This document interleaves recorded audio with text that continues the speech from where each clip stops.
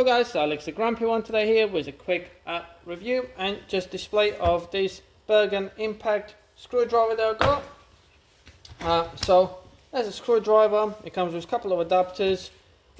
This is perfect tool if you're removing the brake discs or brake drums from the vehicle, and when the Phillips screws are seized up or wherever, you just put it on there, and what you do is you locate it obviously on the screw and hit it with the hammer there, and it causes an impact, and it usually releases the screws, the ones that are seized up or rusted away. I'm going to show you in a quick video how I'm going to use it on the front disc pads, just to show you how it works. Right guys, so here I'm trying to get the front discs off. So like I said, this got two Phillips screws holding the disc on, and this is a similar system you got on the hub sometimes and on the drums. So you have the Phillips screws in there, and they're going to get rusty and very tight. So you select the adapter from this tool pack. I got it already on there, so you tap it in there to make sure it's nice and tight in there. Get the tool on. So that is tight, that screw in there, it's seized up.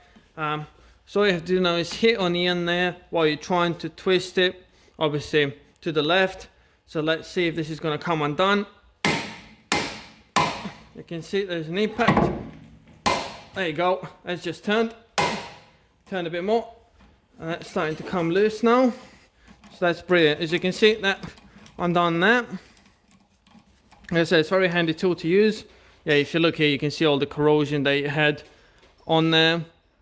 So like I said, this tool is brilliant. If you're going to put the normal screwdriver or even on the ratchet, that might struggle, but this one, because it causes the impact when you hit with the hammer, is the perfect tool to use on this.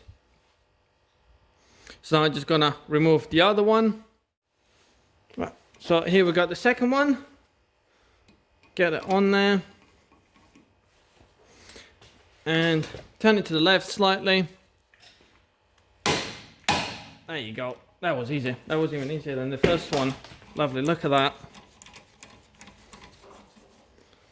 Same, you can see the corrosion in there. I'm going to clean them up before I put them back in and put a bit of grease on them. But yeah, like you see, the tool works perfectly. All I have to do now is obviously get the tool out of there. But it's nice and easy.